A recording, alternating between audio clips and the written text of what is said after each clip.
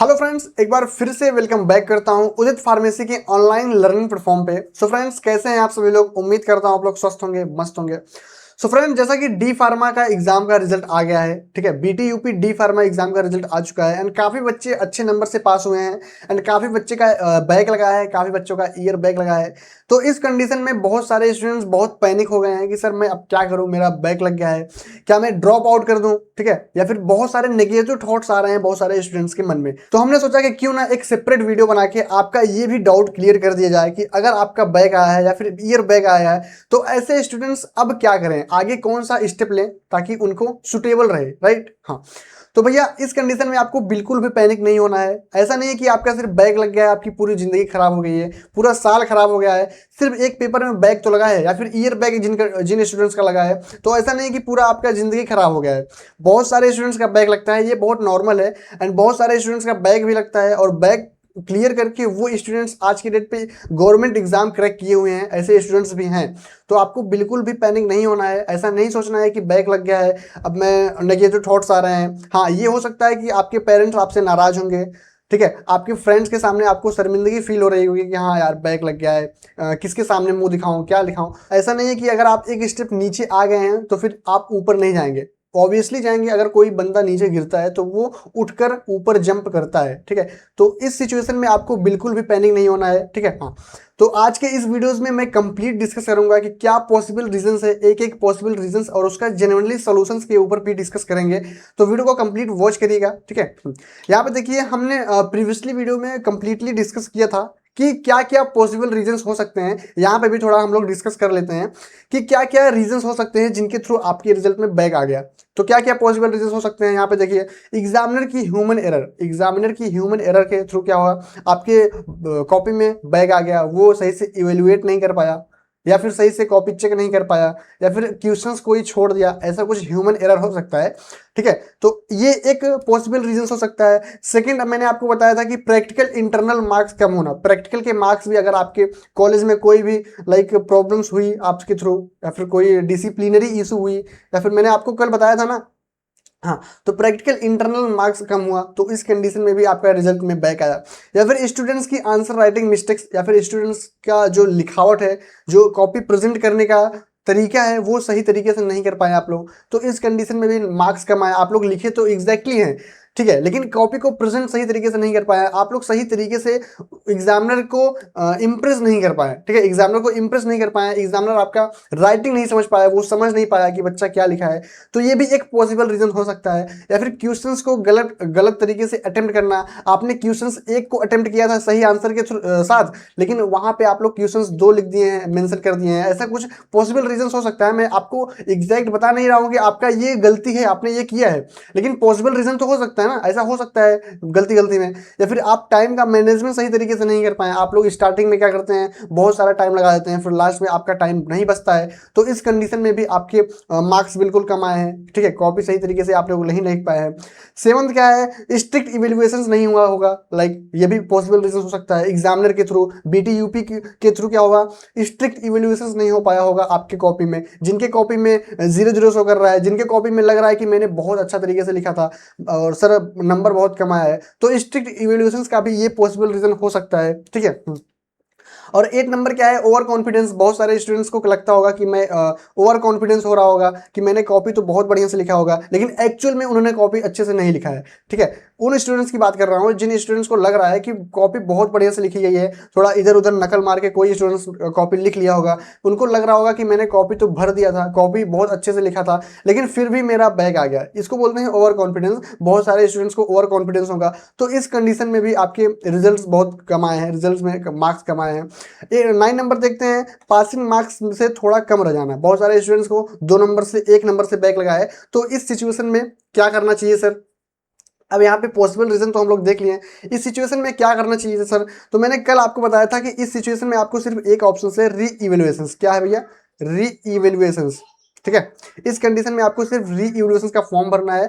री इवैल्यूएशन का फॉर्म भरने के बाद आपको निर्धारित टाइम पे आपको एग्जाम देना है। री इवैल्यूएशन भरने के बाद अगर आपके सब्जेक्ट में मार्क्स कम, लाइक आपके 5 से 8 नंबर तक कम मार्क्स है, ठीक है, 5 से 8 नंबर तक अगर आपके मार्क्स कम है तो उस कंडीशन में आपको ग्रेस मार्क देके आपको पास कर दिया जा सकता है। ठीक है, बीटीयूपी के थ्रू आपको पास कर दिया जा सकता है ग्रेस मार्क देके। 5 से 8 नंबर अगर आपका कम है, आपको लग रहा है कि मेरा बैक लग गया है 5 से 8 नंबर, तो बहुत सारे स्टूडेंट्स का 2 नंबर से 3 नंबर से 4 नंबर से बैक लगा है, तो उस कंडीशन में आपको पास कर दिया जाएगा। आप बिल्कुल भी टेंशन नहीं लेना है, आपको बस रीचेकिंग का फॉर्म फिलअप करना है। फॉर्म फिलअप करके थोड़ा वेट करना है, आपका जो भी प्रॉब्लम्स होगा 2 4 5 नंबर का, वो नंबर बीटीयूपी देके आपको क्लियर कर देगी।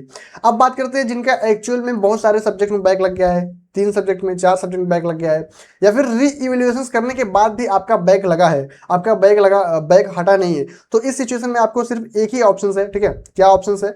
बैक पेपर देना होगा आपको या फिर स्पेशल बैक पेपर देना होगा। अगर आप लोग फर्स्ट ईयर के स्टूडेंट्स हैं तो फिर आपको बैक पेपर देना होगा।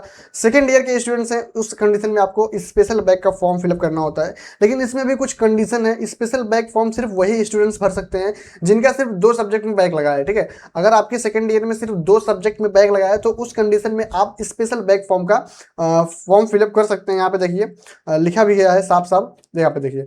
तो जिस सब्जेक्ट में आपका बैक लगा है सबसे पहले उस सब्जेक्ट का आप फॉर्म फिलअप करेंगे। ठीक है, आपका फॉर्म जब भी आता है बीटीयूपी ऑफिशियल साइट पे फॉर्म आता है तो उस सब्जेक्ट से रिलेटेड आपको फॉर्म फिलअप करना होगा बीटीयूपी बैक पेपर का। ठीक है, बीटीयूपी बैक पेपर का आपको फॉर्म फिलअप करना होता है। जब भी बैक पेपर का ये आएगा, बैक पेपर का जब भी नोटिफिकेशन आएगा हम वीडियो के माध्यम से आपको अपडेट कर देंगे। फिर क्या होगा, एग्जाम कंडक्ट कराएगा। ठीक है, एग्जाम कंडक्ट होता है बैक पेपर का। बैक पेपर के एग्जाम टाइम आपको एग्जाम देना होगा।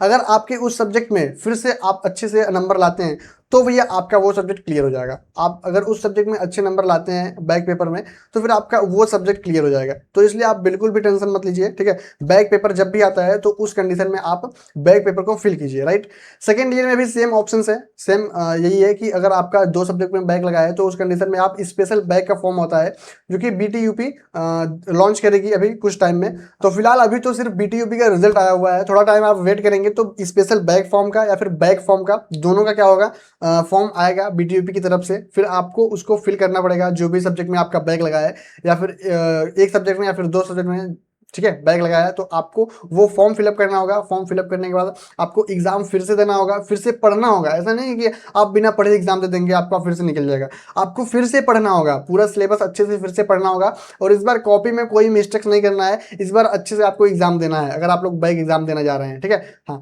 तो अच्छे से बैक एग्जाम दीजिएगा। फिर अगर आपका वो सब्जेक्ट क्लियर होता है तो आपका ईयर भी क्लियर हो जाएगा। ठीक है, लाइक अगर आपका सेकेंड ईयर में बैक लग गया है एक सब्जेक्ट में या फिर 2 सब्जेक्ट में, तो फिर अगर आपका 2 सब्जेक्ट क्लियर होता है बैक में तो फिर आपका वो ईयर क्लियर माना जाएगा। ठीक है, हाँ, यहाँ पे देखिए इंपॉर्टेंट नोट है, अगर सेकंड ईयर में 2 सब्जेक्ट में बैक लगा है तभी आप स्पेशल फॉर्म भर सकते हैं। अगर 3 सब्जेक्ट में बैक लगा है तो ईयर बैक यानी सेकंड ईयर फिर से पढ़ना होगा। ठीक है, 3 सब्जेक्ट में अगर आपका सेकंड ईयर में लग गया है तो फिर आपको फिर से पढ़ना होगा। ये बात मैं एक बार नहीं बार बार आपको बता रहा हूँ, आपको बैक फॉर्म भरने का कोई अपॉर्चुनिटी नहीं मिलेगा अगर आपका 3 सब्जेक्ट में बैक लग गया है। ठीक है, तो आई होप आपको ये पूरा प्रोसेस समझ में आया होगा कि अगर आप लोग फर्स्ट ईयर में हैं, ठीक है, फर्स्ट ईयर में अगर आपका 2 सब्जेक्ट में बैक लगा है तो फिर आपको बैक पेपर देना होगा। ठीक है, बैक पेपर देना होगा। एंड अगर आप लोग सेकेंड ईयर में हैं, ठीक है, सेकेंड ईयर में है या फिर 2 सब्जेक्ट में इसमें भी क्या है, बैक लगा है 2 सब्जेक्ट में, फिर आपको स्पेशल बैक देना होगा। क्या? Special back. ठीक है, स्पेशल बैक सेकंड ईयर वालों के लिए है and back paper first year वालों के लिए है। लेकिन कंडीशन ये है कि सिर्फ 2 ही सब्जेक्ट में बैक लगना चाहिए। ठीक है, कंडीशन ये लागू होता है यहाँ पे कि सिर्फ 2 ही सब्जेक्ट में बैक लगना चाहिए। अगर आपका 3 लग गया या फिर फर्स्ट ईयर में चाहे सेकंड ईयर में अगर आपका 3 सब्जेक्ट में बैक आ गया तो पूरे साल फिर से पढ़ना होगा। ठीक है, पूरे साल, इसको बोलते हैं ईयर बैक। क्या बोलते हैं इसको? ईयर बैक, यानी पूरे साल फिर से पढ़ना होगा अगर आपके 3 सब्जेक्ट में बैक आता है। ये पॉइंट्स आप लोग नोट करके चलिएगा। ठीक है, चलिए, तो अब आप लोग कोई मिस्टेक्स ना करिएगा, अच्छे से पढ़िएगा। उसके लिए हमारे उदित फार्मेसी में फिर से फुल कोर्स स्टार्ट होने जा रहा है जिसमें आपको मिलेगा daily live classes, recorded lectures, e book, PDF, chapter wise exercise, ठीक है, चैप्टर वाइज टेस्ट मिलेगा and bilingual Hindi and English mix concept मिलेगा, कंटेंट मिलेगा आपको, ताकि आप और भी अच्छे तरीके से समझ सकें। बहुत सारे स्टूडेंट्स क्या होते हैं इंग्लिश नहीं समझ पाते हैं, उनको हिंदी कॉन्टेंट चाहिए। साथ में हमारा बुक भी रेडी हो रहा है, हिंदी और इंग्लिश मिक्स, यानी आपको ऊपर हिंदी लिखा रहेगा रहेगा सेम उसका हिंदी ऊपर इंग्लिश लिखा रहेगा, सेम उसका नीचे हिंदी लिखा रहेगा। तो आपको इससे क्या होगा, पढ़ने में बहुत ज़्यादा ईजी होगा, बहुत ज़्यादा परेशानी नहीं होगी। तो इस कंडीशन में आप अच्छे तरीके से अपना प्रिपरेशन कर सकते हैं, ठीक है। जहाँ पे आपको कैरियर की गाइडेंस भी आपको मिलता है, ठीक है, इस आपको पूरा फुल कोर्स में। इस कोर्स का पूरा प्राइस आपको देखा जाए तो 1499 है अभी के टाइम पे। लेकिन अभी के टाइम पे क्या है, कुछ डिस्काउंट आपको दिया जा रहा है 300 ऑफ में।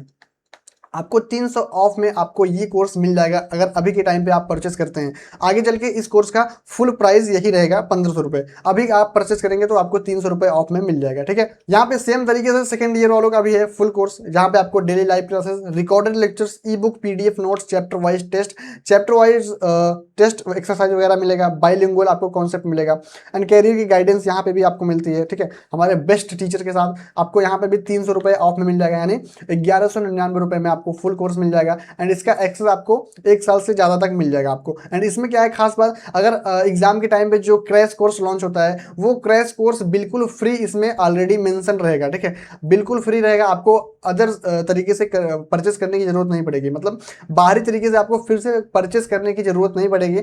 अगर हमारे क्रैश कोर्स लॉन्च होता है एग्जाम के टाइम पे हमारे क्रैश कोर्स लॉन्च होता है 2 से 3 महीना पहले, उसमें और भी अच्छे तरीके से पढ़ाया जाता है, जो एग्जाम में आता है वही पढ़ाया जाता है।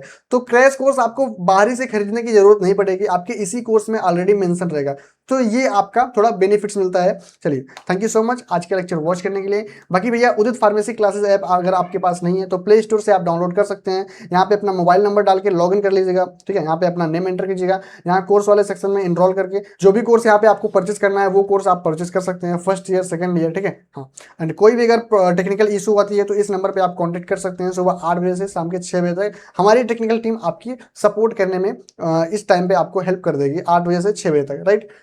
चलिए, थैंक यू सो मच आज का लेक्चर वॉच करने के लिए। एंड आई होप आपकी जितने भी डाउट्स हैं वो सब क्लियर हो गए होंगे, एंड आपके सॉल्यूशंस को भी मैंने क्लियर कर दिया कि हाँ, अगर आपका ईयर बैक लगा है या फिर बैक लगाया है तो उस सिचुएशन में क्या करें, री इवैल्यूएशंस कब डालना है, एंड क्या क्या मेजर्स रीजंस थे जिनके थ्रू आपके कॉपी में बैक लगा है, आपका रिजल्ट रुक गया है, ठीक है। हाँ, चलिए, थैंक यू सो मच आज का लेक्चर वॉच करने के लिए। बाकी मिलते हैं किसी नेक्स्ट लेक्चर में नए टॉपिक या फिर नए इन्फॉर्मेशन वीडियो के साथ। अगर आपको किसी और टॉपिक से रिलेटेड वीडियोस चाहिए तो आप लोग कमेंट बॉक्स में जरूर कमेंट कर सकते हैं, मैं ट्राई करूंगा कि आपके कमेंट को फुलफिल करने के लिए, ठीक है। चलिए, थैंक यू सो मच, मिलते हैं नेक्स्ट वीडियो में नए टॉपिक या फिर नए इन्फॉर्मेशन वीडियो के साथ। चलिए, tata, bye bye, take care.